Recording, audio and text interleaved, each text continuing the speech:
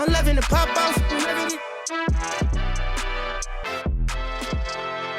Hello, and welcome back to another episode of Rent Money. Put your hard hats on. It's week 1 of college football. We got a full slate coming at you this week. We're going to do a little bounce around, hitting conferences, Big 12, Big 10, doing a little dark horse, doing a little bit of our favorites, players to watch, maybe some Ripley's Believe It or Not facts. Then we're going to get into the picks, all while kind of just getting ready for the college football season. I'm joined, as always, by Adam Kapsch, Old Chisholm. Producer feedback, Adam's got too many nicknames, so while you might know him as Rooster, Benny Ballsack, many others, we're going to stick to Old Chisholm for the time being. Maybe we'll bring some others in as we go. And then we got Texas Pete coming back. Week 2, he didn't scare him off yet. Week 1, college football. Week 2 for Rent Money. We're excited. But before we get to all of that, Labor Day weekend is right around the corner. Vienna Beef is our presenting sponsor today. You guys have heard about Vienna Beef. Over the last 125 years, Vienna Beef has proudly been a part of our culture, bringing friends together and reminding us that there is beauty in the simple things. In Chicago, it isn't just a hot dog, it's a heritage. If you haven't been getting your Vienna Beef hot dog in the summer, well, don't worry. We got a couple days left until the unofficial end of summer, Labor Day weekend. Go throw some on the grill, let the people know, get a good whiff of the Vienna Beef and taste that snap. Proudly serving memories since 1893, Vienna Beef. Let's get to it. Woo! Well, the madness of college football, it didn't take a whole week to get there. Georgia Tech, with the upset to start the season over Florida State out in Dublin. Not only that game, we got a lot of good close games over the weekend for week 0, giving us that little dipping our toe in the water for college football. Let's start with you, Old Chisholm. A lot of Irish heritage coming from your end. How does that Dublin game make you feel? We got the Clones, K-State coming next year. Is this a tradition you want to see continue down the road in college football?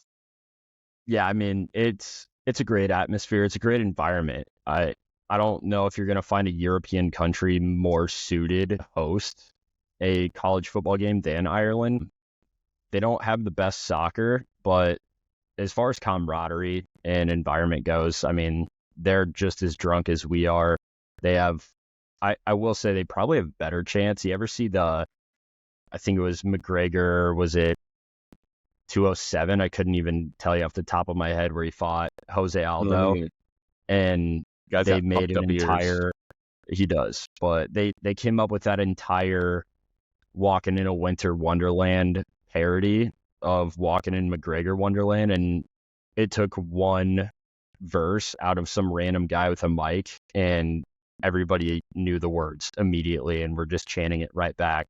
And Dana White sitting there like, what the fuck is going on? The people of Ireland were ready for some football. I feel like a lot of people travel for that game too. I saw a ton of FSU jerseys and stuff there, but I was a huge fan of not only the Celtic stripe that Georgia Tech actually put on their helmets, but the fact that their punter is from Ireland. Like that was like a homecoming game for him. And those are the finer details, the smaller details that you forget to pick up on when it's week 0. But week 1, Jack, we're feeling a little bit better, coming in hot. And we talked a little bit about DJU last week, too. Starting off the season, maybe a swing and a miss. I know I was on Florida State. Texas Pete, takeaways from, one of the proverbial favorites in the ACC, Florida State going down early to Tech. Yeah, I just want to put it on the record and make a public apology to the people of Ireland on behalf of DJ Uyunglele and Florida State Seminoles. Just absolute piss poor performance. And I said it last week, but it was week 0 for podcasters and handicappers around the world. I was also on the Seminoles last weekend, extremely disappointed with the effort and what I saw. Not only did I lose a slip there, talking about it in last week's pod, but Florida State to win the ACC, you might as well flush that down the toilet as well. Not thrilled with there, but we're just going to go and, persevere and move forward. Yeah, absolutely. Miami and Clemson, 2 big winners coming out of week 0, didn't even step on the field. I'm sure that's not going to be our first and only apology of the football season as well. There'll be more misses to come. Speaking of which, you had the morning slate. We also had the Rainbow Warriors at the end of the night. I felt like the Rainbow Warriors maybe keeping a little something close to their chest. I think they got UCLA this week. Maybe they're trying to come up and surprise UCLA. But any takeaways from that game? Are you guys tuned in on the late night slate? I know we got TP as our East Coast correspondent. Maybe it was getting a little late out there. Can't say I watched any of that game. Had trouble sleeping that night. Thought about rolling over and checking the CBS app just to see what was going on about 2:30 in the morning. But after my piss poor performance on the earlier slate, I decided just to hang it up for the evening. Absolutely. Old Chisholm, you say we get into some conference realignment, some real conference talk? Are we realigning? We're realigning our Right now. expectations with what to expect this college football season. I think we maybe just start where, maybe it means more is what they say. It means more a little bit down there in the South, the Southeastern Conference, SEC. Maybe we'll start off with just we're going to go through who we have to win. And, you can look at this as an approach from a value bet or just kind of outright dark horse. That's another one that we're going to be talking about. Player to watch, and then a Ripley's Believe It or Not fact. So maybe we'll start here again with Chisholm, the muscle. Maybe just start with who do you got winning the SEC this year, Adam? For me personally, I know that everybody and their mother has Georgia on paper. I think I do too, but in my heart and in my city, I'm going to go with the University of Texas Longhorns.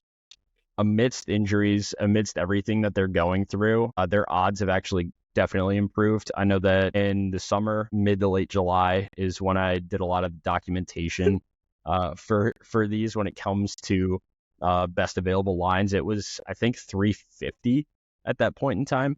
Yeah. They have to be closer to 5, maybe even 600 right now. I got which them at 370. 370. Oh. But I'm still in on that. Georgia. I'm in on I it was too. going to say the next best is Ole Miss at 7-1. And while I do think that Ole Miss is looking at a potential 10-win season, Lane Kiffin's got a lot of fire. I think Jackson Dart is a stud QB. There's something about this University of Texas team. I know we saw it last year. This year, they're going to be once again bringing a ton of playmakers into the fold. I think CJ Baxter going down definitely hurts them a lot more than anyone would probably like to admit. But when you look at some of the defensive players that they have coming back / taking a larger step up, it's a lot to be excited about. I'm also in on Texas at plus 370.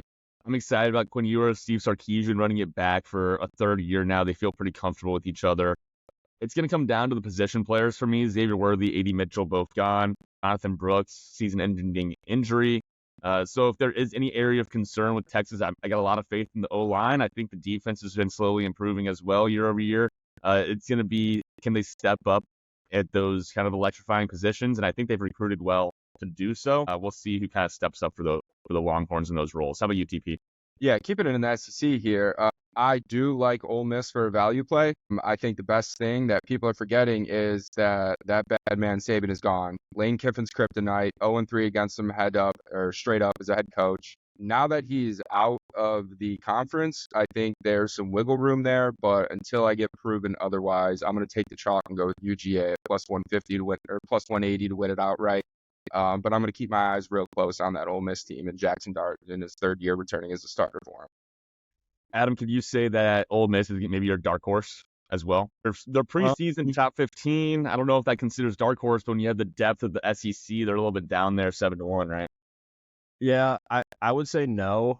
And the only reason that I would say that is because Texas A&M is 16-1, and they are a lot more of a dark horse pick in my mind. I would even throw Bama in the mix as well. You got Jalen Milroe coming back. He's the highest. Bama, dark horse. First time those have been ever said in the same sentence. Right. Yeah, DeBoer is going to have his hands full, but it's going to be a lot more helpful when, all of the pains and struggles. Think about, Jalen Milroe at the start of last year versus the end of last year, right? Just a completely different player. Pretty sure he was the runner-up to the Heisman as far as returners go. I think every other person that was at that Heisman ceremony is either graduated or gone to the NFL or both. So not going professional in something other than sports. Yeah, they're a financial analyst over at Merrill Lynch, just giving them absolute hell on a pivot table. But nah, I think Jalen Milroe makes Alabama a contender. They should probably be lower than 9-1. I think his offensive firepower is his ability to be a true dual threat quarterback kind of offsets a lot of the talent they would have lost in the defensive side, especially like I don't really know who their edge rusher is going to be this year. They don't really have that guy like they have in years past. So that's the only reason that I would put them in dark horse territory. I mean, look at what Kalen DeBoer did with Penn as well, opening up the playbook. A lot of shots downfield. I expect to see Milroe air it out a little bit more this year. For a dark horse, I'm going with Missouri and Eli Drinkwitz's team down there. Brady Cook's coming back with Luther Burden, the third LD3. We gave LD3 a lot of love on this program last year. Could be the best quarterback receiving duo in the SEC.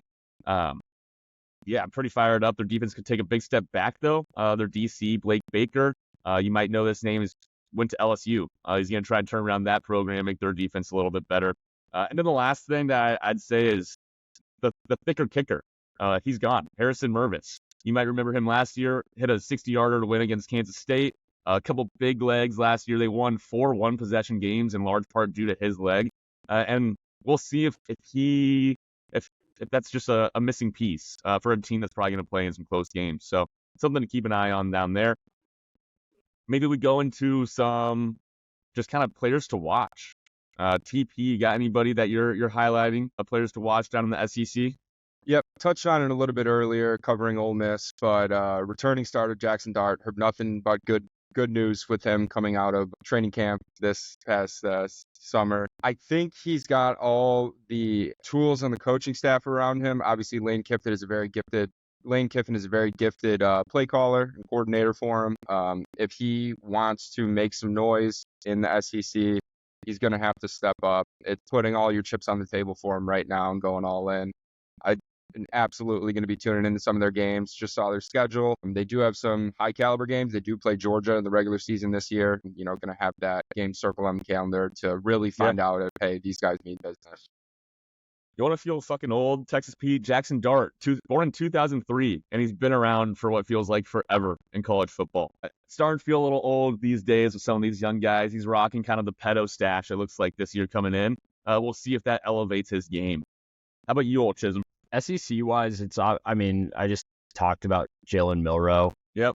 For a hot second, but I think the other one that I'm excited about on the other side of the ball would be James Pierce Jr. out of the University of Tennessee. We're talking a little bit of Rocky Top here. JPJ. JPJ. I think he's going to be the edge rusher this year. He's had a ton of hype. He's 6'5", 245. Last year he made, I think, 3 total starts, but still tied for the SEC lead in sacks. He had 10. And then he also had 14 and a half tackles for loss, which put him at 3rd. I think the hammer on that one is the 16 quarterback hurries. The quarterback hurries in particular are what have NFL GMs kind of trying to hold back a little bit, wiping the drool away. James Pierce Jr. is a wet dream of an NFL GM. Like, he is exactly what you want in an edge rusher, especially with how they're dominating and completely turning around defenses. Look at Will Anderson and Houston. Yeah, I agree. There's always an SEC edge rusher. That name is just getting echoed around, come pre-NFL draft. And he's got a draft name too. So I wouldn't be surprised if we're going to be seeing his season highlight reel on Luke come March next year. Absolutely. There's a few guys just to highlight in terms of Heisman Award in the SEC. You got Carson Beck at plus 800. He is currently projected to be the number 1 mock drafts right now. It's fascinating. Quinn Ewers plus 1,200. Jalen Milroe plus 1,200. And then Nico Lamalavia, however you say his last name, I apologize to Nico. Big-time recruit last year. True sophomore plus 1,400. I'm going to quickly highlight another true sophomore with a lot of hype behind his name. That's Benedict Jackson Arnold out of Oklahoma. He's the reason why the Heisman favorite currently Dylan Gabriel left. When you kind of bring these big true freshmen in, 99 overall recruit, you're going to pay him a big NIL bag. The guys that pay that bag, they're going to want to see him start by year 2, right? And so this is kind of a big year for Oklahoma. Year 3 of the Brett Venables era. I wouldn't say it's been nearly as successful as the Lincoln Riley or the Bob Stoops era. In year 3, they kind of got to take that step, and it's going to start a lot with Jackson Arnold. They do have a very difficult schedule. They got Texas, Tennessee, Alabama, Ole Miss, and Missouri all on the schedule. So I don't know if it's going to be a CFP year for Oklahoma, but it could be a step towards next year maybe being a top 10 preseason team with really high expectations. So I'll be fascinated to see how Jackson Arnold performs. Let's go to the Big Ten. Wait, real quick, Ripley's Believe It or Not facts. From the years 1996 to 2003, Alabama had 5 different head coaches. 5 different head coaches within less than a decade. Hard to believe now after we've had Nick Saban there, since 2007. So we'll see. Kalen DeBoer, high expectations in Alabama. They're not quick to pull the trigger if they don't like what they see. Kalen DeBoer, probably the most prestigious program in the nation. A lot on his plate this year. Year 1, he's still got some holdover from the Saban era, but it will be fascinating to see how he holds up in that environment. All right, let's roll over to the Big Ten. Adam, who do you got winning the Big Ten? Are you going to stick with, kind of the status quo, or you got something different for us? I'm going to stick with it on this one. We're looking at Ohio State. The only team that could potentially stop them is Michigan, and that's purely because Ryan Day is incapable of coaching a win versus Michigan. However, any other team, they look incredible. I know they got 2-man backfield this year that excites me the most between Quinshon Judkins and Dravion Henderson. Probably 2 of the best, if not the best running backs in all of college football, just so happen to be on the same team. And they also happen to be on a team who is top 5 in producing NFL caliber offensive linemen. So maybe taking a page out of Michigan's playbook, actually, and trying to just ground and pound a little bit more, especially not getting the quarterback they initially wanted in Will Howard. We can touch on that later, but I think Will Howard is going to be a great scheme fit for this team purely because of the weapons that he has around him. I know we spent a little bit of time last week. What's the bet, Adam? Emeka will finish higher in the Heisman than Will Howard. Correct. Emeka Egbuka will finish higher in that one the voting. But then also, I don't know if you guys were checking Instagram at all today, but I sent over, I believe it was the first and the only true freshman to ever start at wide receiver for Ohio State. That will be happening this year. This kid, Jeremiah Smith, he's going to be starting day 1, game 1, 18 years old. Maybe he's 19. Who gives a fuck? This kid looks insane. Reports out of camp, he's already possibly wide receiver number 1. The number 1 quarterbacks are saying, hey, we got to match him with this guy. That's who's going to give me my toughest test, which is just nuts. Everything about him is fucked up. Like, his stature, his athleticism, he can catch a ball over you in between your legs as a defender. Like, there's clips of him doing it in practices, and it's not like Ohio State's defense is what it was 3 or 4 years ago. Like, they're probably a top 3 defensive unit in the country this year. Mm-hmm. As far as secondary goes, I'd probably put them right behind Notre Dame. And that's only because Notre Dame is returning the top safety, debatably one of the best, if not the best, cornerbacks in Benjamin Morrison. I will echo your opinion. I'm not leaving the Ohio State bandwagon. Most talented team in the country this year. It's championship or bust. I do think I'm really big on the Chip Kelly hire. Like you said, get on the ground a little bit more. Will Howard's going to be able to get them some of those tough yards as well, add an extra weapon to their offense, especially in the short yardage situations. And then the defense, as you mentioned, they have some all-out studs. I'm all in on the Buckeyes at plus 170. And I think, it's really hard for me to picture them losing 2 games in the Big Ten this year. They might drop 1, but if all they do is, drop 1, they're going to make the championship game, and they're going to be most likely favored in that game as well. So you're going to be getting them at plus 170 to go to the Big Ten championship game.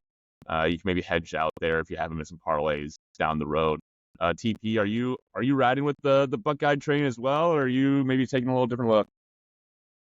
So if this were college football game day, I'd be putting the stamp of death on them. Going to be taking the Buckeyes to win the Big Ten. That's all 3 of us across the board, following the sentiment. Ohio State has done something right these past handful of years, and that is developing the wide receiver room. It opens up everything for them on both sides of the field. Not to forget, we have a Heisman skill player favorite in Emeka Buka. I believe he was injured for a good chunk of last season. Correct me if I'm wrong on that, but this guy has obviously played with some greats that have panned out in the NFL thus far. That wide receiver room is just absolutely filthy over the past handful of years. You see that picture going around Twitter of, all those offensive weapons that are, relevant players in the NFL these days. I just find it hard to believe. I agree that I find it hard to find 2 losses on their schedule unless something fluky happens. Obviously, they play Oregon, but sorry, I didn't mean to interrupt, TP, but you got some Aggie fans in your life, and Texas Pete's talking about one of the best receiving rooms of all time. Did you see the picture of all the white receivers from A&M recreating the Bama receiving room picture? Yes. I think that picture is probably going to go in some hall in College Station. I don't know if you guys ever saw the Texas walk-on music video, like maybe 10 years ago now, where these 3 or 4 walk-ons, it was the same fucking thing at the University of Texas. They just did a music video for a Nickelback song. I think it was Photograph, and it's fucking perfect, but it kind of gave me flashbacks to that.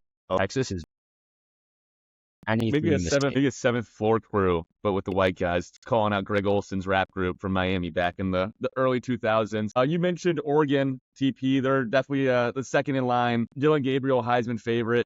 Any thoughts or chances around that? I mean, I really like this Oregon team. I can understand why he's the Heisman favorite, but outside of that, I feel like they're just going to be status quo and take care of their business. What's this Oregon team that you speak of? You mean the team out west? The team out west? Dan Lanning trying to implement a nickname for Oregon, year 1 of joining the Big Ten. Not sure if I'm a big fan of it. Giving yourself a nickname, it never sticks. This Oregon roster is unbelievably talented, and they are going with the recent fad of plug and play with a seasoned quarterback, bring him in. Makes you question if they're able to develop their own. Yeah, for sure. Go ahead. I was going to say, did you guys see the Tom Brady quotes from like a week, 2 weeks ago, just talking about how there's not really any college football programs anymore. There's just college football teams because of the transfer portal, because of these 5-star freshmen, like we just were talking about with Jackson Arnold kind of coming in. I think it's the state of collegiate athletics. It's not just football anymore. It's been the state of collegiate basketball. It's definitely the current state of baseball, where you don't really have time to develop as much anymore if you're going to one of these national championship contending teams. The coaches don't have the ability or the time or the energy to develop you because their job security is at stake. And so it's a really interesting notion where you don't really get to watch people develop. You're seeing it with Justin Fields right now being a backup in Pittsburgh behind Russ. And it's like, I wonder if the pendulum will ever swing back the other way. Right. Tell you what, playing devil's advocate here, it's probably a lot more fun to be an athletic coordinator at one of these high-profile colleges, because you're basically a GM of a professional team with all the resources at your disposal. So that's got to be an absolute blast. It's probably always been a little bit like this, but you're definitely just a fundraising cheerleader too. Maybe more so than ever. How much money can you raise? How many backs do you have to scratch? Right. And the funny thing about a lot of those backs is it's located on their dick. So let's go to maybe dark horses. We got Wisco is kind of what I'm looking at. We got Iowa. The thing about dark horses, maybe we preface this with Big Ten dark horse as in team to make the championship, right? Because I think Iowa has a good chance of maybe pulling out some close wins and making the Big Ten championship. Do I think they would be able to compete if they came up against Ohio State or Oregon? Probably not. Nothing new there. And so maybe some dark horses for just kind of trying to make a run to the Big Ten championship. Yeah, you touched on it, but I'm going to go with Iowa. I mean, their odds to win the Big Ten championship are pretty much 40-1. Yep.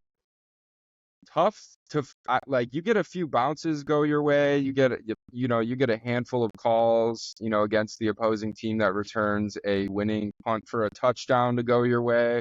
I could see them, Minnesota. going 11-1. Obviously, they have Ohio State on their schedule this year, so you're just gonna pencil that one in. But maybe run it back in the Big Ten championship. That's something that this Iowa faithful is used to.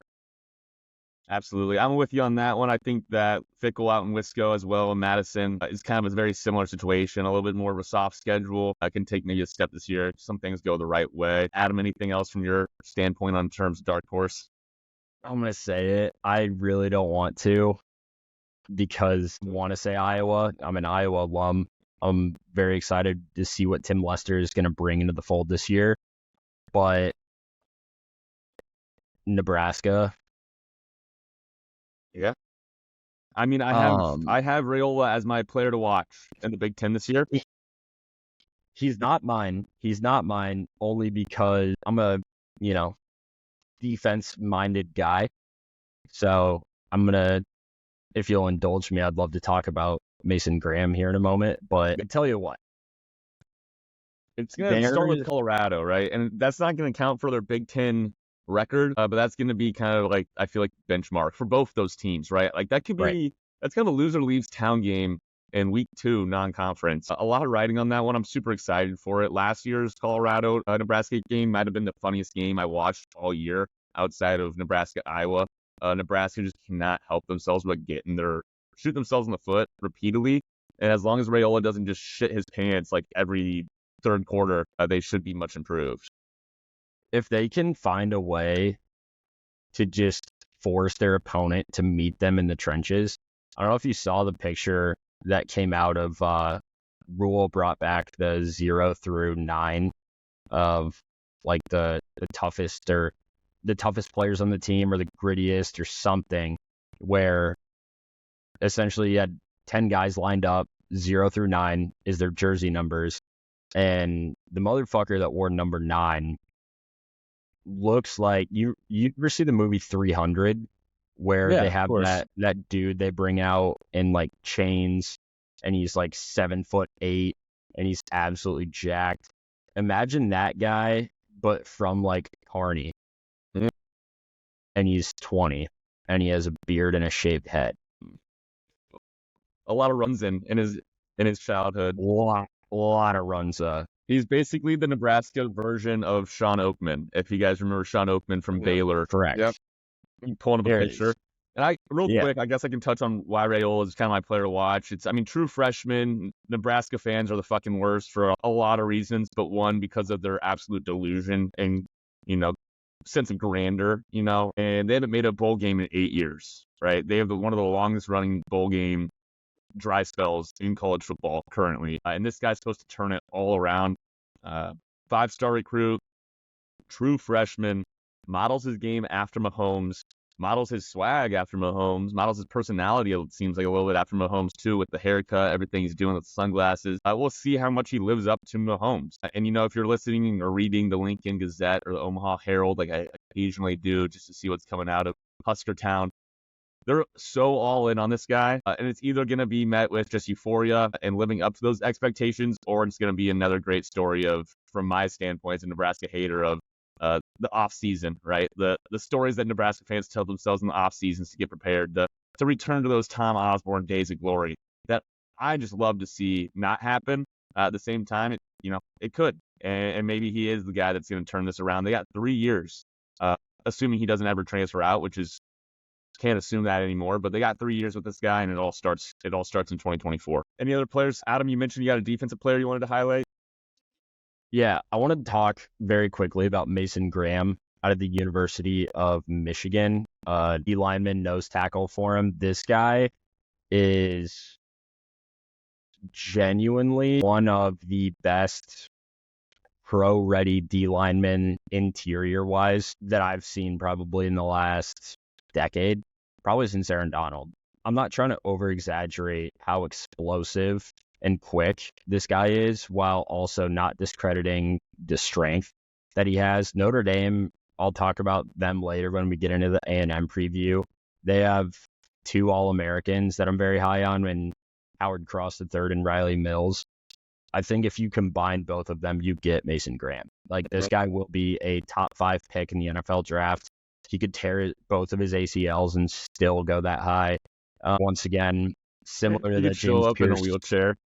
literally could just not even have the ability to walk anymore, and he would just play like just on his knees. He's not gonna let you get past him on an inside dive. If you haven't watched any tape on him or any of his highlights from last year, I'd 100% recommend you do that. Fuck yeah. All right, real quick, Ripley's Believe It or Not. Chuck Hartley, in 1988, last time Iowa QB led the league in passing. Question for the two of you, when do you think the next time Iowa will lead the Big Ten in passing? It has been 36 years. I don't know if Cade McNamara has that in the bag this year. Don't know if we have the weapons in the wide receiver room. Not off to a hot start with Kirk Ferentz being suspended. Self-imposed suspension week 1. I'll reel it. Ask me again in 5 years. Sounds good. Kirk being suspended might be the best possible scenario Self-imposed. for Iowa. leading. Yeah, like as far as offensive production, Let Lester cook against Illinois State. I'm very excited about Lester. I think Lester's going to have more of a zone read offensive scheme than like a true air raid. The quarterback scenario was one thing. Don't get me wrong. The wide receiver issue is something that I'm a little bit more infatuated with, just because Iowa by far has had the worst skill player group in all of the Big Ten, whether it's a skill issue or a utilization issue, the last 3 or 4 years since Stanley left. Real quick, I wouldn't even necessarily call it the rooms issue. You have 2 guys in the NFL right now, Tyrone Tracy Jr., running back for playing kind of more of a running back role for the Giants this year. You got Charlie Jones, who's making the team for the Bengals. I mean, that's just, it is a bit of a utilization rule. And both those guys went to Purdue, so, Purdue can claim them. They can take the credit. But Fucking Rome. and then real quick with the Ripley's, believe it or not, Iowa's actually doesn't have the longest dry spell in terms of leading the league and with a QB leading and passing. It's been since 1968 for Wisco. Spider-Man meme, Iowa Wisco for a long time now. They're going to want to ground and pound you. All right. Should we roll to the Big 12? There's a lot of parity in this conference, which I think is going to make it a lot of fun to watch this year. Utah's the favorite, plus 280. Then you got K-State at about plus 400. Then you got a bunch of teams, bunch of names in there in that kind of plus 700 to 1100 range. For one, it's to me, it's a two horse race. Utah, Kansas State, those are the favorites, but I could also see it be, December, and neither of those teams be in the championship game, which I think is going to make for very exciting football, especially when you think about, hey, the Big 12 might only get one team in, and that team's going to be a 4 seed too. 2 teams, but likely one team, and that's going to lead to a lot of games in November, October that are basically loser leaves town matches. I'll say it again. You get K-State at a 2-1 loss versus Kansas at a 1 loss, and both those teams could be playing, the Sunflower Showdown to see who has a chance to make the CFP playoff. Rooster, a.k.a. Old Chisholm, a.k.a. Benny Ballsack, what do you got?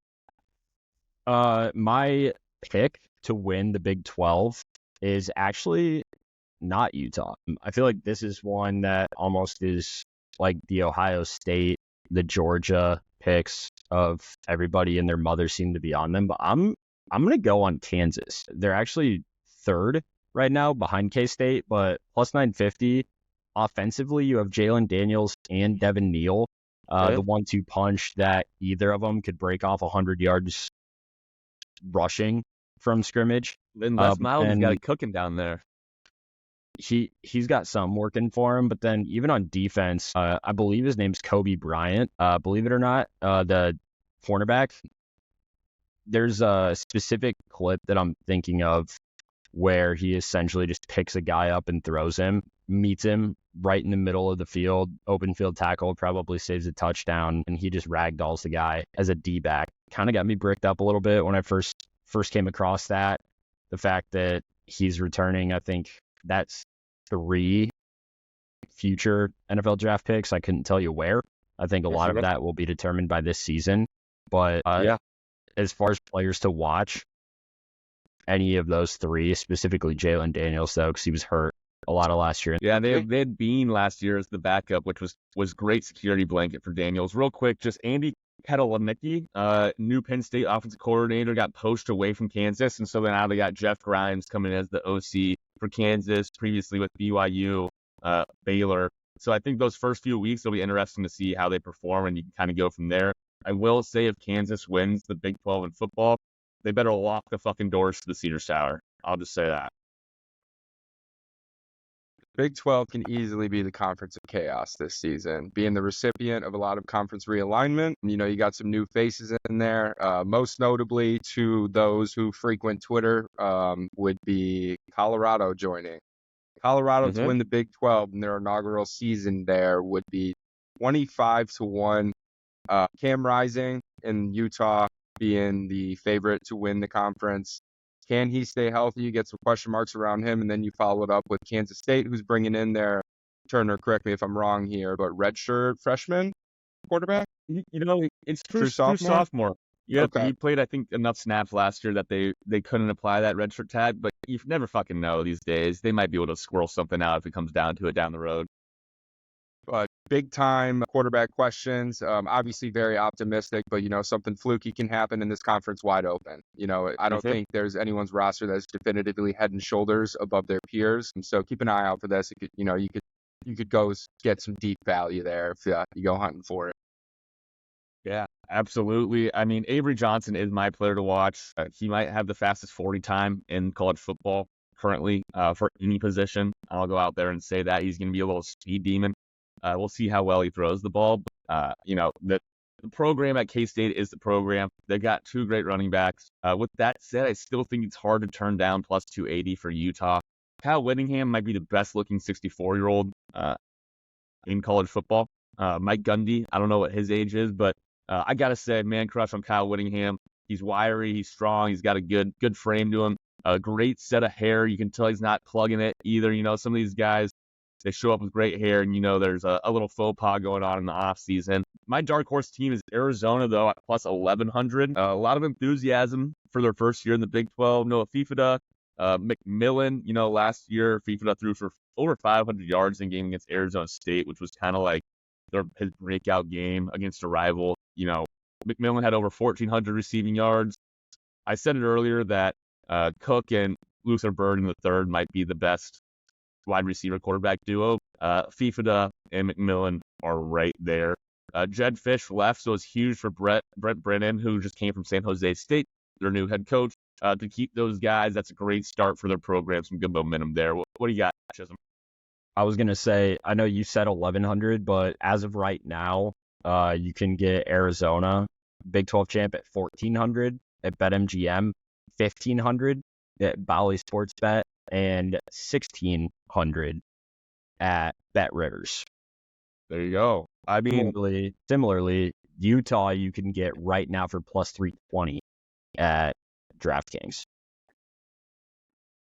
This is a fun one. This might be the most fun to watch week in, week out. You're going to need to have ESPN Plus to catch some of these games too, which is just a pain in the ass. One other guy I'm going to call out, Micah Hudson down at Texas Tech. He's the highest wide receiving recruit they've ever had in program history. He's higher than Crabtree? Higher than Crabtree. Wow. And when I was doing some research on this, I realized that both Wes Welker and Danny Amendola both went to Texas Tech. I just thought that was hilarious because those guys had like the identical professional careers as well, just like the short little white slot guys down at Texas Tech. One real quick here before we move on to kind of our week one slate. Please believe it or not, over the offseason, Mike Gundy made a proclamation that he's driven drunk 1,000 times. So Ripley's believe it or not, Mike Gundy never got a DUI, never been arrested. I wonder how many times he's been pulled over and it's just like, some cop that he plays cards with on Friday nights, like late night before the games or something. That only works when you're the mayor of Stillwater. What's tougher to believe, that or that he's a man and he's 40?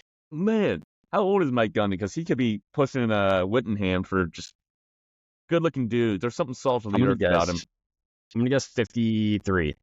Yeah, I'm going late 50s. He's entering Silver Fox territory.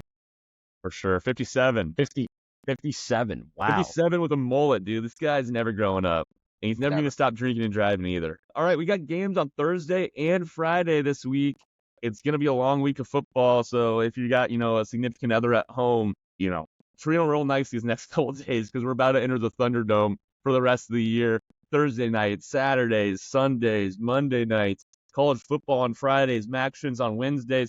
It's going to be it's a long season. Tell them to buckle in. We got UNC at Minnesota. The UNC's road favorites, 2 points, laying 2 points there, and then total of 50.5. Go ahead, jump in for this one. Yeah, I'm going to kick us off with not one, but 2 plays, one on the spread, one on the total. Looking at this one, it's going to be a fun game. Omarion Hampton is the halfback out of North Carolina, who is a guy you're going to want to watch throughout the entirety of the season. He will be for sure a first-team All-American in the ACC. They're going to want to pound the rock, especially post Drake May.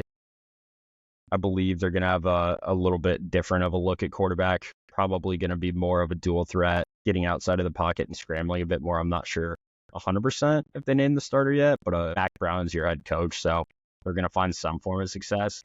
But the biggest stat, I couldn't tell you because I'm looking at some numbers here, Jack. Doesn't matter. Since 2017, ready for this? The Big Ten and the ACC. In those 2 matchups, the Big Ten is 24, 15, and 1 against the spread. And I'm expecting that trend to continue. I think Minnesota being able to catch 2 is a blessing for us, especially with them being a home dog. Not quite triple dipper territory. I do want those 2 points, especially if I can get it up to 2.5, push 3, maybe by that point. But looking at Minnesota from last season as well, they did rank 12th in the country in rushing more often than expected, which means they're there to control the game, control possession time, make sure that they're the ones that are kind of running the table, running the cards. They did it 8.7% more often than your average team. And when you return 4 of your starting offensive linemen, you have more depth at running back than you have in a hot minute. And then you look on the other side of the field where North Carolina is more or less focused on improving that defense. Mac Brown did fire Gene Chizik, who was their DC last year, and former Georgia Tech head coach Jeff Collins is going to be brought in with a very, very similar playbook. It's going to be simple in nature. It's going to just focus on athleticism on the defensive side of the ball, swarm, tackle, get the ball back to the offense. Like it's going to be that complicated, but with the Gophers being as run heavy as they are, with Omarion Hampton being kind of the guy to watch on the North Carolina side as well, I expect this to be a game where the clock is just moving constantly.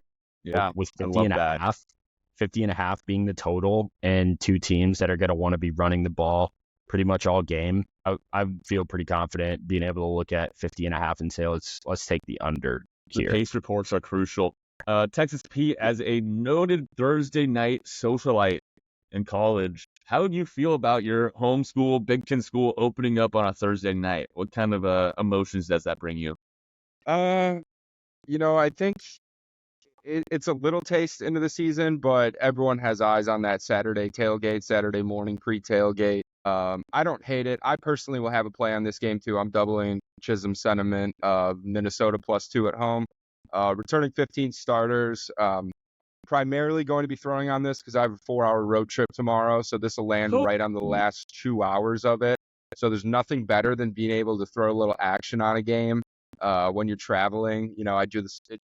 It's the best when you're traveling home on a Sunday from like a wedding weekend and you get some NFL on in the plane. But for some reason, the hangover just stays away a little bit longer, and the travel day seems to be a bit shorter. So just for that sole reason, people want to know, where are you going? We are heading down to South Carolina. So I'm playing a little Hilton Head action. That's right. Going to be playing Harbortown. Yep. Atlantic Dunes. Going to be nice little golf weekend for the boy. So hopefully we can those hit wedges are. I was going to say, hope those wedges are feeling dialed. Yes, You're they trying are. to work And I'm pretty much counting on a handful of these plays to cash to make it a free weekend for the boys. So we're going to be throwing a little bit more units responsibly than I usually would on the weekend. Keep an eye out because the plays that I'm going to be sharing today will be played heavily. Texas Pete's trying to work his way into the Creator Classic next year. Trying to. Not only are you trying to pay for a little golf trip here, but Saturday happens to be the last day of the month.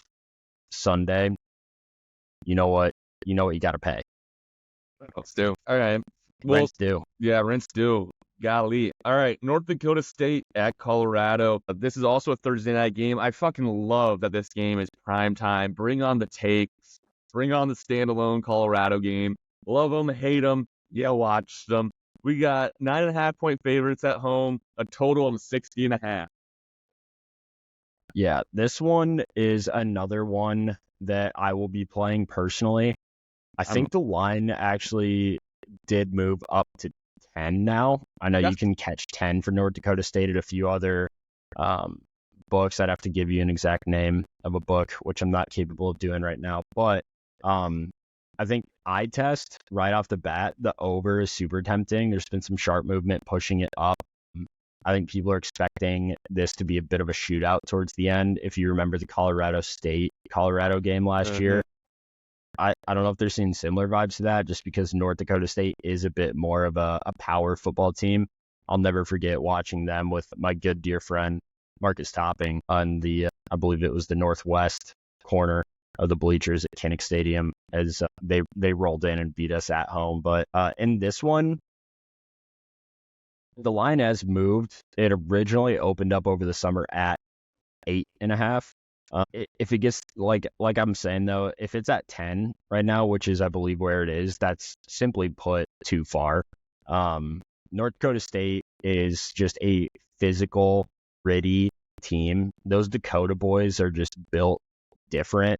And let's be honest, Colorado really doesn't understand what the word grit or physicality means. They're coached by Dion. This is a guy who is avoiding contact, not running towards it. Brother, Rangers lead the way. So here's what we're looking at on this one. It's an underdog, double digits, right? They're more physical. They're more gritty. They're coming in as an FCS school as well, which means that they're just fucking pumped to be here. They're getting paid upwards of $2 million, just under $2 million to just show up.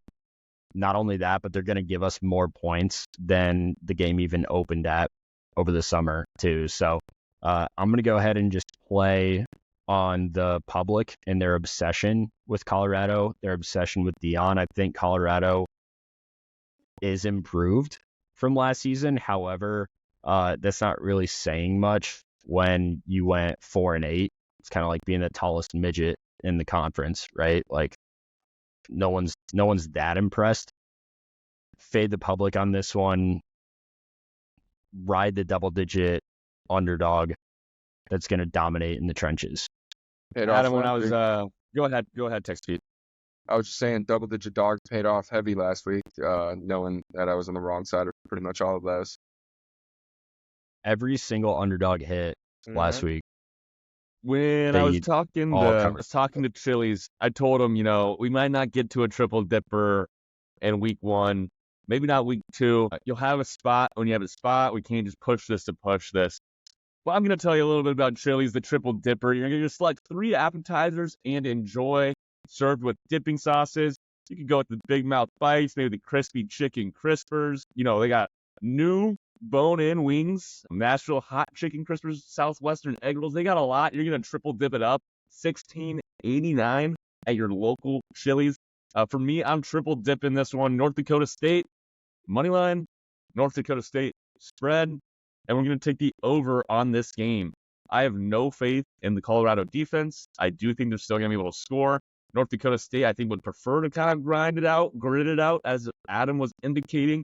But I think they're going to be able to kind of score with them if they have to as well. During some of Dion's most recent press conferences, we all know how much of a sieve their defense was last year. And he hasn't really given me that inspiring of quotes. He said he likes the D-line, and he mentioned the D-line a couple different times when asked about a variety of kind of defensive-oriented questions. How are the safeties? Safeties are all right. They're going to play much better because of our good D-line, right? And the North Dakota State boys, if they're anything, they're going to be large and in charge. They're going to have some heifers there on the line, but I'm not too worried about them being able to handle the Colorado pass rush.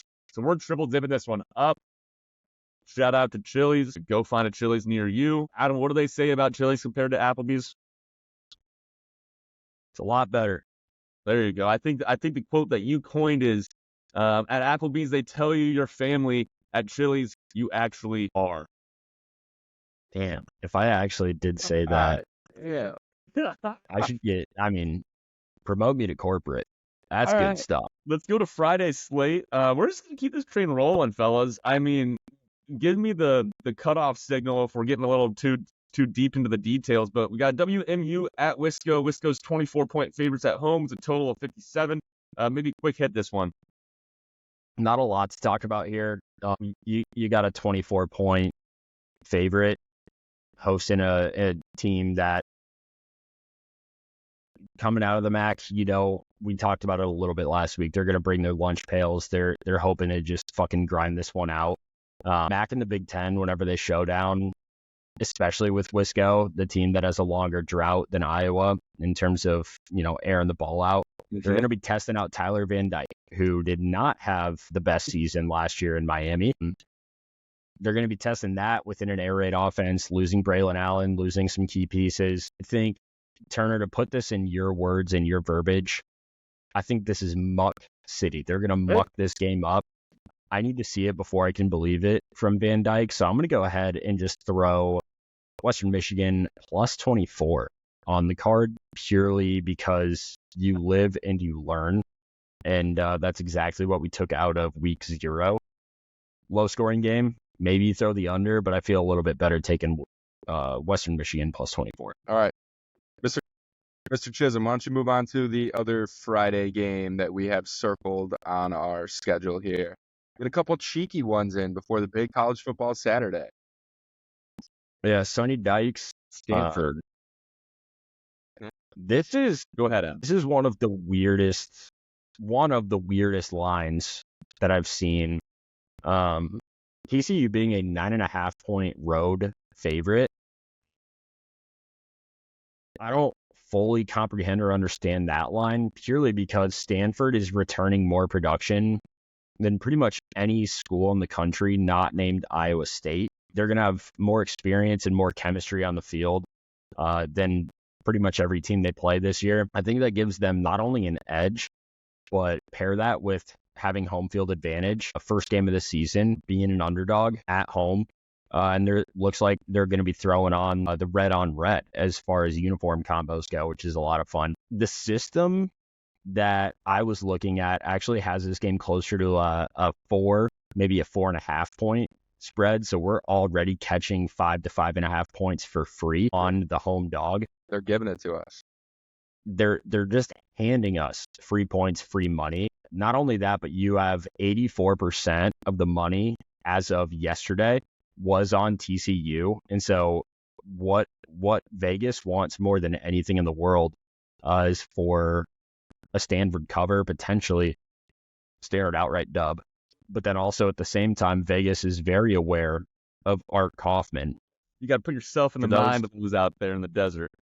For those who are unaware, Art Kaufman is the defensive coordinator for TCU, and the dude has been pretty much just going through it over the past few days, as he is one of the highest levels of engagement with former GOAT porn star Lisa Ann on his public Twitter X platform.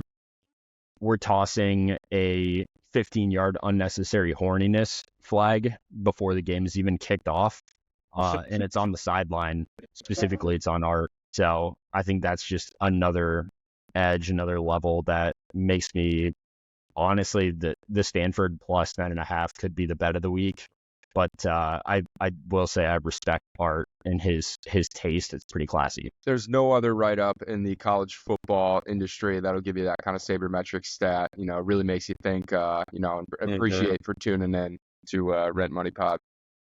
Yeah, Art Kaufman, confirmed MILF guy. Yeah, the boomers themselves just are taking over social media, and they still have no fucking clue what they're doing. It's go on Facebook sometime and just see what's going on there. It's always a treat. All right, should we move to Saturday? I mean, this is what we're here for, and in the matter of time, we'll try and keep it to the highlights, right? In order, we got PSU, Penn State University, at West Virginia. Morgantown's always very difficult on the road. Penn State is 8.5-point favorites. The total is 51.5. This is going to be a game that's covered by a lot of programs. I don't know how deep we need to go into it. Do either of you have a pick on it? I'm excited. I'm excited to see what takes place. It's a good rivalry. Penn State, West Virginia there. Great, good rivalry. We'll be tuning in. Don't have a play for it this week. I think I don't have a play, but I do have a lean. I'm definitely leaning West Virginia plus 8.5. Penn State, to give them some props and some credit, they're bringing in a pretty strong 1-2 punch of Nicholas Singleton and Katron Allen for their backfield. They have won each of their last 18 games against non-ranked opponents. So off the gate, that's not giving us a ton with an 8.5 spread to cover. But on top of that, West Virginia has also lost each of its last 3 games against Big Ten opponents. Penn State has also notably covered 12 of its last 13 games against non-ranked opponents. I think some of them were kind of fluky, as it was late scoring, running up the score, James Franklin being a piece of shit that he is.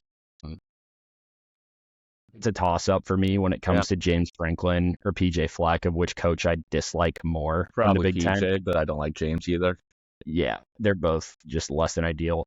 But then West Virginia also failing to cover the spread in each of their last 3 games against Big Ten opponents. However, flipping the coin to the other side, West Virginia has won each of its last 22 games against non-conference opponents at home at Milan Huskar Stadium, and they've covered the spread in 8 of the last 9 against non-conference teams as well at home. So I think 8.5 is a lot. Drew Aller, however you say his last name, what a disappointment he has turned out to be. I think even more than DJU. I think Drew Aller is just not possible. How the fuck are you this bad? He's still with that Heisman much favorite. hype?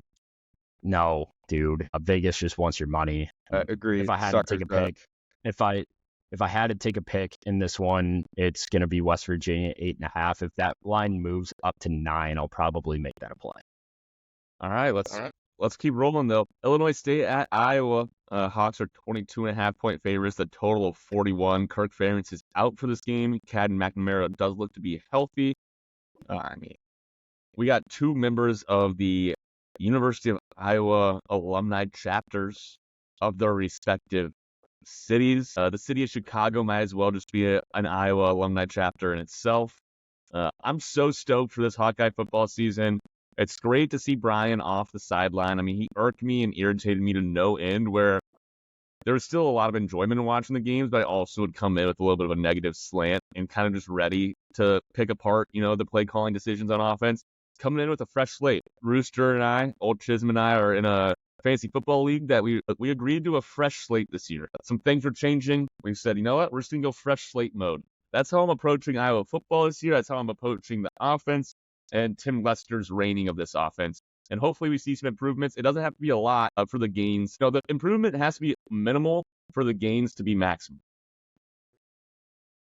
Yeah, real quick while we're talking about this game, I would just like to thank the fine folks down at Braswell's at the University of Iowa Alumni Association Charlotte chapter for re-electing me as the assistant treasurer for this upcoming season. We couldn't do it without you guys. You guys are a great host. Shout out Braswell's. Can't wait to be back. Missing the game this weekend. As I said, I'm out of town, but you can find me there every Hawkeye game day here in North Carolina.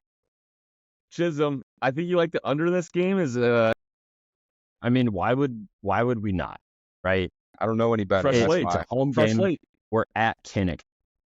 You know what doesn't have a fresh slate? The history of the Iowa football program. Kirk Ferentz being the longest tenured head coach in the Big Ten. Will he be there on Saturday? No, but they're still going to wave at the end of the first quarter. Dude, imagine, I wish I could just, self-impose a suspension at whatever the shittiest meetings of the year for work are. This one doesn't matter. Self-imposed suspension. I'm out. See ya. That's basically what these college football.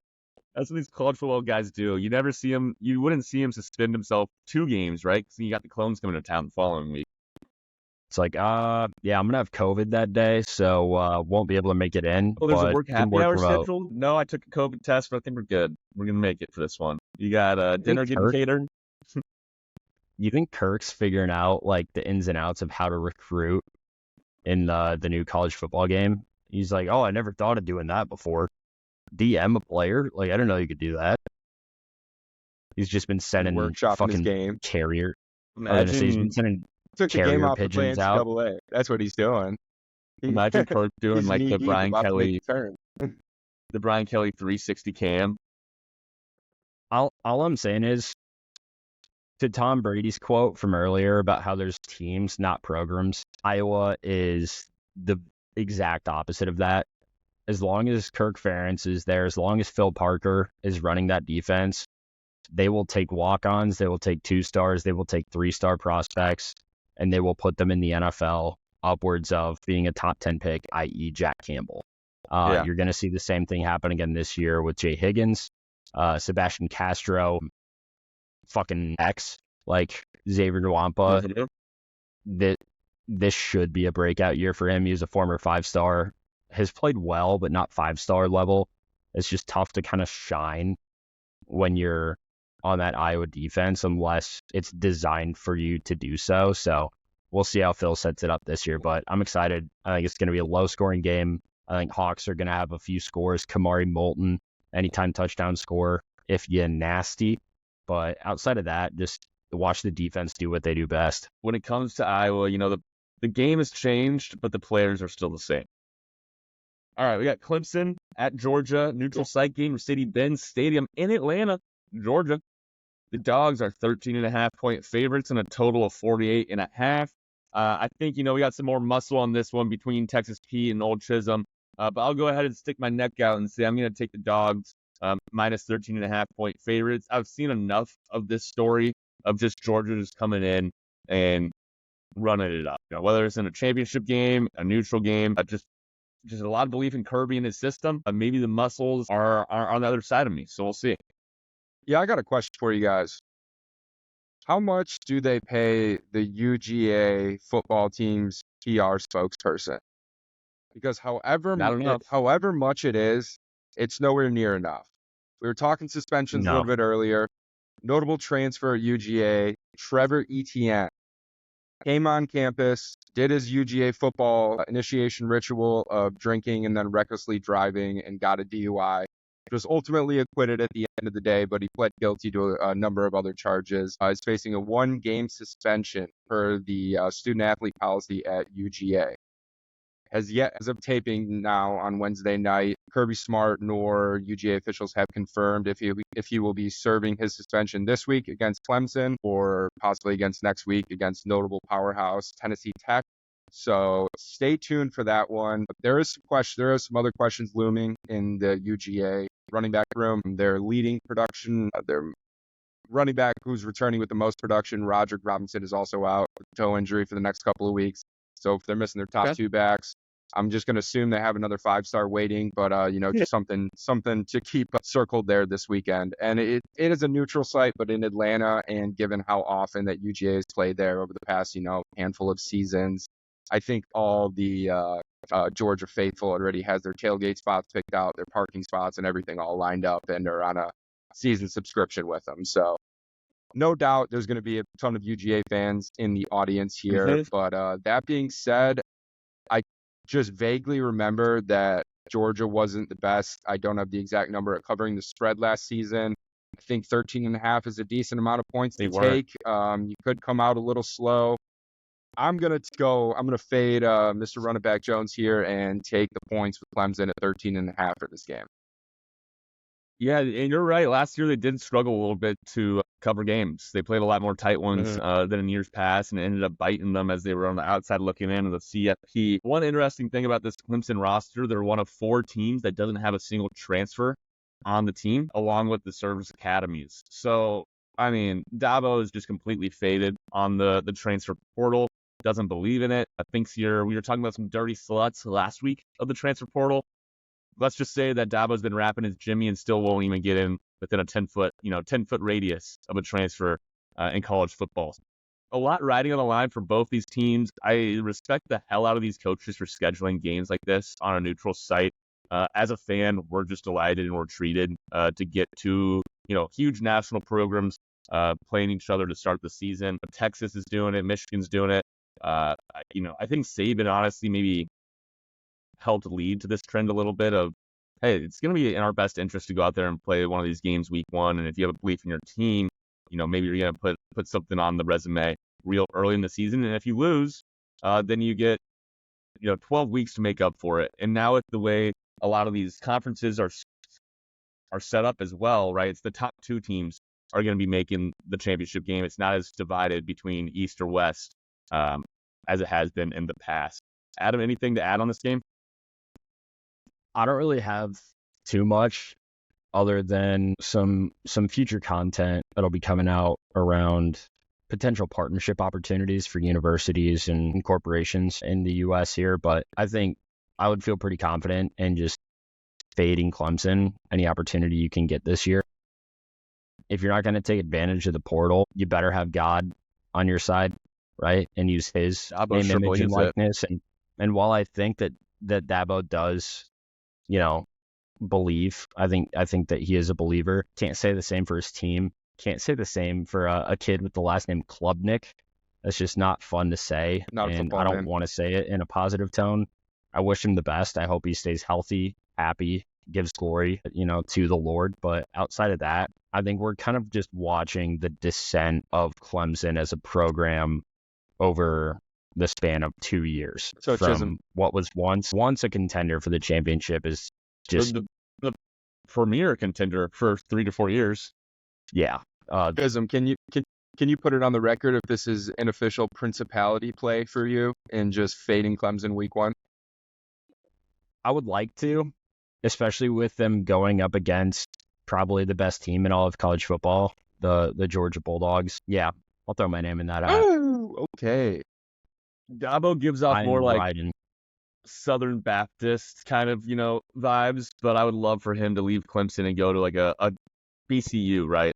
And take a school like that. SMU would be a good one. Send that man to send Dabo to Dallas. All right. Adam, we're going to save this one here for you at the end and skip to Miami, ranked 19 currently at Florida. Miami is 2.5-point road dogs, a total of 54.5. We talked a little bit last week about Cam Ward being the X factor for this Miami team, the transfer from Washington State. What do you guys like about this game? I like that one team doesn't have Graham Mertz.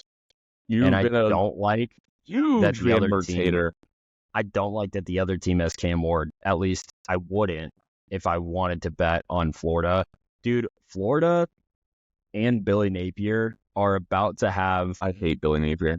...road to Burma. I mean, this thing is potentially more difficult than going island hopping through the Pacific in the mid-1940s. Like, this very well could be the toughest schedule I've ever seen in my life. If Florida can win 5 games this year, I think it's a miracle. And I just don't see them getting one of those 4 supposed wins here, especially because when the spread of a game is 2.5, most of the time, what I'm going to do right off of the bat is look at which quarterback do I trust more / which quarterback do I expect to be able to lead his team down the field and have a scoring game-winning drive if need be. 10 times out of 10, I will be taking Cam Ward over Graham Mertz. I don't care if this was Washington State last year going into the swamp. I would still take them over Florida. Half of Florida's fucking team has been reportedly out of shape, fat asses everywhere, no accountability. The strength and conditioning program is apparently just less than ideal. On top of that, you're looking at August Florida heat. This is a nightmare of a first game for Florida, especially when you look at the rest of their schedule. I feel like this is kind of just a no-brainer. Toss it on the Canes and let them fuck up a game later in the year, but not week 1. Billy Napier's got a lot to play for. It's year 6 for Graham Mertz. If it didn't happen in year 4 or year 5, Adam, I don't know if it's going to happen in year 6. Let's keep this train pushing. We have a great slate for week 1. I'm going to bring up kind of the other premier matchup game, and then, okay, I'll let you kind of just rip off some of the, what are we calling it, the G6 schools that you're ripping this year. So Notre Dame, number 7 at Texas A&M, number 20. The battle of the 12th man. A&M is 3-point favorites, and the total is 46.5. We talked a little bit earlier about A&M's electrifying receiving room. Some are calling it the second coming of Alabama's receiving room from the late 2010s. What do you have to say about the 12th man against your beloved Notre Dame Fighting Irish and quite possibly the sexiest coach in college football, Marcus Freeman? It's not possible. I think we could put that on the record, but My sister-in-law, who doesn't follow football at all, could give a rat's ass the other day. Said, "Oh, Notre Dame, that's the one with the really good-looking coach." I said, "You nailed it. Yes, he is." Father of four. Father of 6, 4 boys, 2 girls. But I'm going to take a step back. I think everybody knows where I'm going to probably be coming from on this one. I would love to hear Texas Pete's thoughts on what is potentially one of the best football games we'll watch the entire year coming out of week 1. No doubt this is a must watch for week 1. I believe it's the night game on Saturday, kicking at 7:30, 8 Eastern. I think it's going to be a tough task anytime you're traveling on the road week 1, going to play an SEC school at home. Just a handful of hodgepodge facts that I've gathered throughout the week here. Didn't do any of the fact checking here, but my friend who's a Notre Dame fan was mentioning to me that the Irish haven't won a game in the past decade where there's been an attendance of over 100,000 people in the stadium. Wow. Something to keep an eye out there. Along with that, Notre Dame does have a fresh offensive line. Combined total starts for them is 6 career starts between all 5 positions. There's a fresh unit taking the field against an SEC defensive line that's a recipe for disaster. It's like taking a girl from church on a date. You're going to end the night disappointed. Give me A&M -3 at home. All valid points. I mean, one of them is not even a point, one of them's a fact. Neither Adam. confirm nor deny. Well, as far as fact checking goes, I'm unable to fact check that off the top of my head. However, it sounds right. It hasn't been ideal. Keep in mind, though, that we were competitive.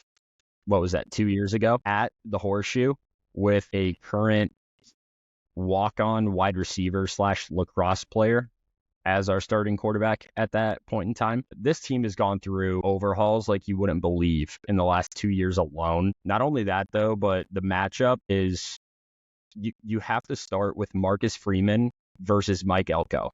This is the Duke game last year on a way larger scale. Notre Dame was limping into the Duke game. They had the weirdest stretch of games that on paper at the beginning of the year, you were like, these are trap games, these are testy, what have you. And it ended up being 2 or 3 of the ACC conference contenders between Duke, Louisville, Ohio State the week before, out of the Big Ten. Like it was just nonstop drama, a lot of travel, and too much reliance on a outdated offensive scheme that is getting a major facelift. You're bringing back Mike Denbrock, spent last year at LSU. I don't know if you guys recall, they were one of the most efficient offensive teams that produced a Heisman Award winner in Jaden Daniels, but he's back at Notre Dame once again. This is his 3rd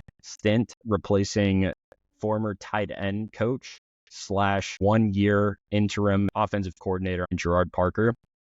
The offense, while young on the O-line, is getting a ton of experience at the quarterback position in Riley Leonard out of Duke, who is very familiar with Mike Elko and going against his defenses literally every single day in practices. On top of that, you have RJ Oben as a defensive end for Notre Dame that also transferred in from Duke, very familiar with Mike Elko. I think that this is going to be a game that is, on one side, to your point, Texas Pete, it is M's front 7 I'm looking at guys like Shamar Turner going up against 6 combined starts through 5 guys. And while that looks really, really bad on paper, you have to recall the fact that Notre Dame could have gone out and invested in upperclassmen, offensive linemen in the portal and chose not to.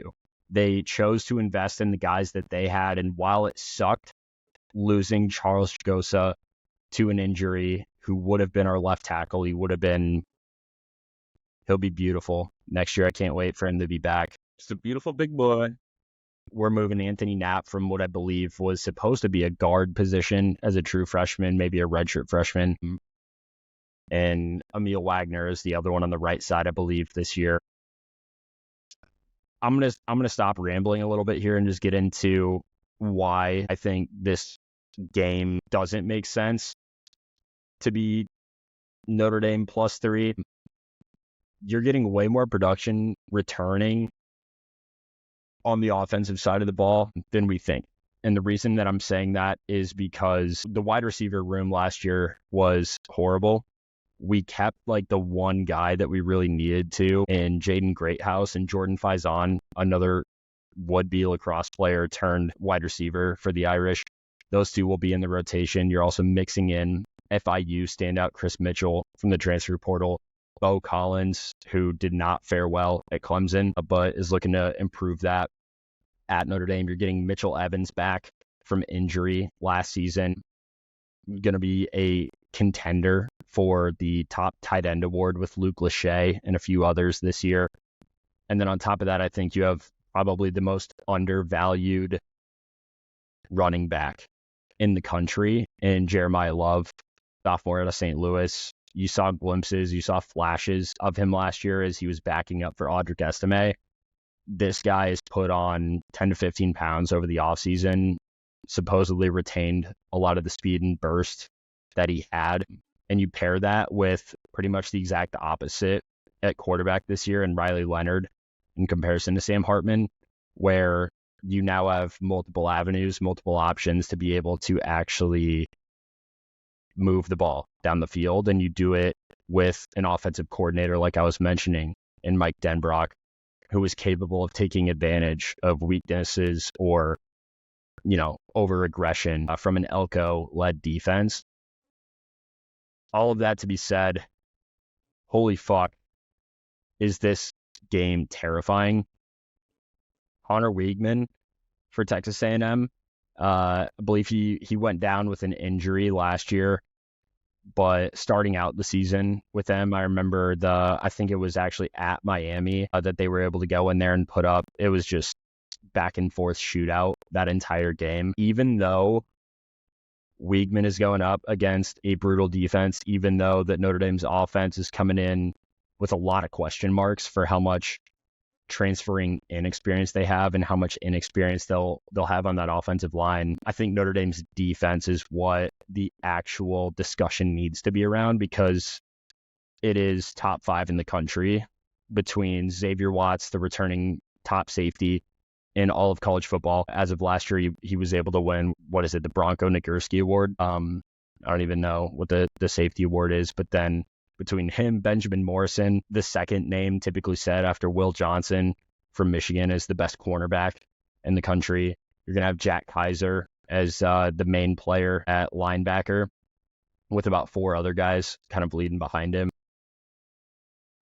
And the D-line, like I mentioned, talking about Mason Graham. What would you say the standard is for Notre Dame this year?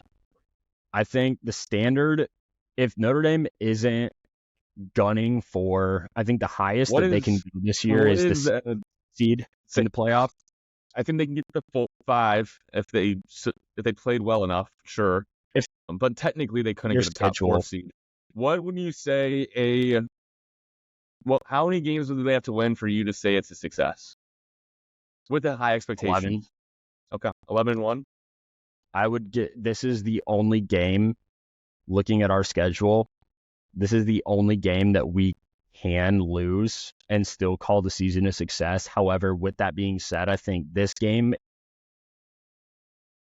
this is kind of like the Marcus Freeman legacy game.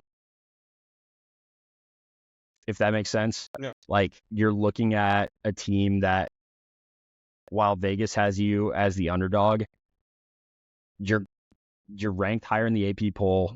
You're on the road, great. Figure it out and take that defensive leadership and experience you have, paired with a lot of the infusion of updated and modernized offensive scheme with a mobile quarterback, some exciting wide It receivers. feels like you're higher on Notre Dame than the consensus. But real quick, I think the consensus, what are your I picks? want to Keep say, it going, and we'll save the Notre Dame talk for next week and the week after and the week following. my consensus is that everyone is wrong about Notre Dame. This is a terrible The time in consensus the is schedule. wrong, and I'm right. Everyone is I'm fucking not, wrong. dude, Don't get it no. twisted. Beautiful I'm- boy. People Very huge. are looking at so many stats, statistics. They're focused on Kyle Field because it was named number 1 in college football 25 on your fucking Xbox. Like, let's get back to reality. Let's Notre understand the Dame fact can't that win the big one. That's what people are saying. This is Elko's first game as the head coach at Texas A&M. He's been here before as a DC, sure, but this is Freeman's 3rd year now. If Freeman doesn't win this game, I think it looks a lot worse on Notre Dame to lose than it does on A&M, even though the quote-unquote consensus is that A&M should come out and put up points. People just aren't understanding how good this defense is with Al Golden as the DC once again, and Notre Dame putting talent onto the field. Give me the Irish, money line, +3, and then give me the under at 47. There's your fucking triple dipper. Fucking print it. 2 triple dippers, 1 F. Let's go. To run out of battery here. All right. So last game.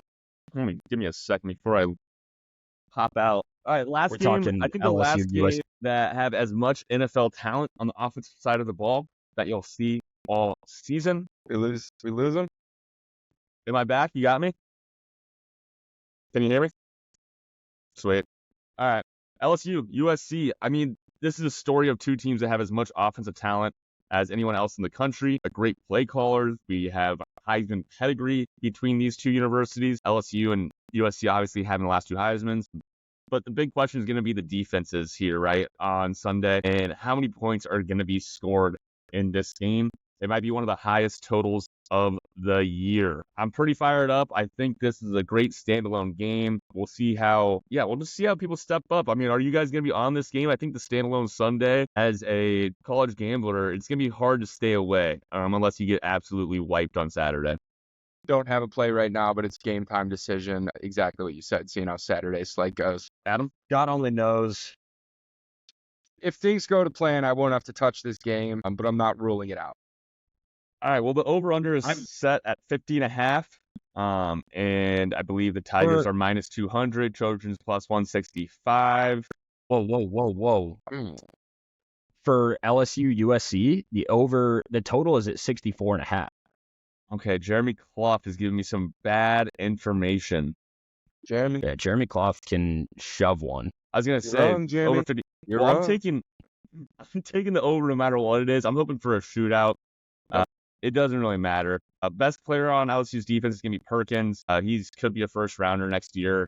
He's kind of a flying around, hard hitting safety, but he has he has to prove himself in coverage a little bit. Is kind of going to be what the scouts are looking to. I'm just excited for this game. I didn't really write down a whole lot of in-depth detail. It doesn't sound like the muscle of the show really did either.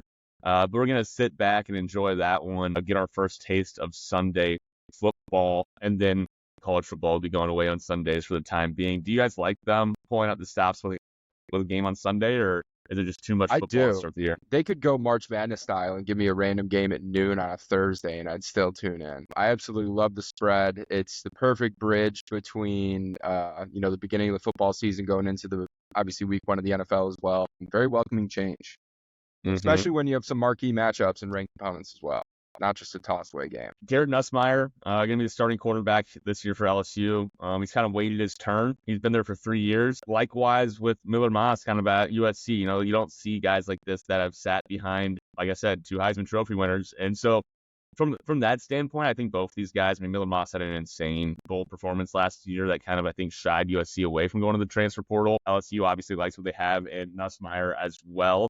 But I think it's a welcome change where, you have these two guys that have both been there for 3 years, haven't seen the field, obviously have opportunities to go elsewhere, stuck it out, and I think they're both due for big seasons. Just for, like we said, both these teams can be, how does the defense perform? How does the defense step up? I heard that USC this year is actually letting their players tackle in practices. That was a storyline in the previous seasons. They basically put the red dots on every helmet. Nobody's hitting as the season goes on, and their tackling has taken a back seat to that. But this year they're going to be hitting a little bit more, and they're going to have to if you want to play in the Big Ten, right? So I fired up AK, Texas Pete. I think those are the games we're going to have covered. I know Rooster had a couple others on his card, but I think we're kind of at time, so we'll get those out to you via one of our social media outlets, whether that's Red Money Burner, which, we had over 100 people online listening in today. Major appreciation, major props to those that tuned in.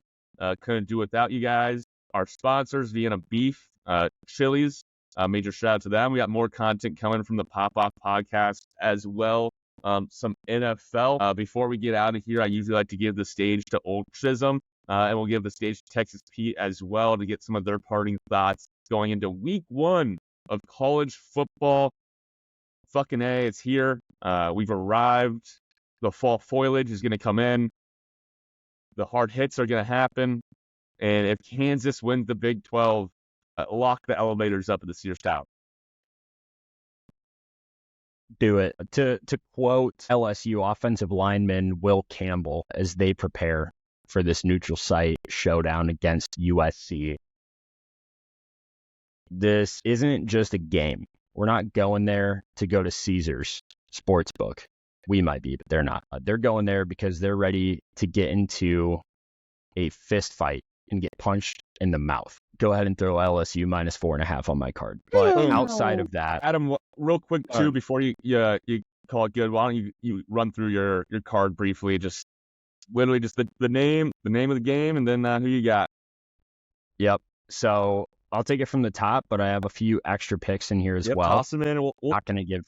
We'll track them as the season goes on. But this is the beginning of our picks being tracked. Yep. After going 2-3 last week's. First game up, North Carolina, Minnesota. Go ahead and give me Minnesota +2, as well as under 50.5. My second pick is North Dakota State +10 or better. And then that is my third triple dipper, just so we don't have to go back to that game. We got the over, North Dakota State, and then North Dakota State spread. Bingo. False, I believe. Yep. You were riding with me on Minnesota, right? Yep. Cool. So we got 2 in on Minnesota. Friday, Eastern Michigan +24 or better. That's a fade Van Dyke spot. Also on Friday, TCU at Stanford. We're taking Stanford +9.5. 15 yards for unnecessary corniness on Art Kaufman. Moving into Saturday. Saturday, we're looking at Iowa versus Illinois State under 41. I do not have a play on Clemson versus Georgia, but I know the fellas sure do. Fellas, what are your picks? Yep, Turner and I are head-to-head there. I got Clemson head-to-head. +13.5. Georgia 13.5. Taking the dogs minus the points. Tigers versus dogs. Cats versus dogs. I want some dogs on my side. Jesus versus DUIs. So remember, big picture. Ripley's Believe It or Not stat of the week. Mike Gundy never had a DUI. Never been to Athens, Georgia. And he'll never go. This was not discussed on the podcast, but my next play, Eastern Michigan at UMass, the Minutemen. UMass is -3 at home, totals 49.5. We don't care. Go ahead and give us Eastern Michigan money line. They're taking that one straight up. If you want to know why, shoot me a text. Next game, Miami, ranked 19th, going to the Swamp at Florida. -2.5 road favorite is Miami. And I'm cashing that one all day. Texas Pete, believe you're riding with me there as well. Game time decision if I'll lock it in as official, but for now I'm staying away. GTD, I'll go ahead and go all in on Cam Ward and the fellas. Next game, this one, I guess the next two games were not discussed on the pod. North Texas at South Alabama. Be on the lookout for Major Applewhite getting his second head coaching opportunity. And Gio Lopez, the true sophomore, as South Alabama will cover 5 points at home, hosting the Mean Green from Denton. The next game, also not discussed on the pod, like I just said, Nevada. Might have saw them last week with the big time cover at Troy. We're going to double down on our fade Nevada spot, and we're taking Troy -9 at home. We all saw Nevada choke that one last week. The next game, these are our two other marquee matchups. We have Notre Dame, 7th ranked team in the nation. Going into College Station is your Texas A&M Aggies, are ranked 20th, as we see the true battle of the 12th man. Touchdown Jesus going up against male cheerleader squad dressed in military uniforms. Are you guys head-to-head in that game? I will be correct. Yep. I will be taking Notre Dame +3, Notre Dame money line, as well as under 47. Texas Pete. I'll be on A&M -3. Good luck, bud. And then last game on a Sunday, because we refuse to watch Boston College and Florida State unless we're playing with house money. LSU ranked 13th, going up against USC ranked 23. Neutral site battle at Allegiant Stadium, home of your Las Vegas Raiders in Vegas. Pretty simple on this one for me. Like I just said, they're getting ready to get punched in the mouth as far as LSU goes.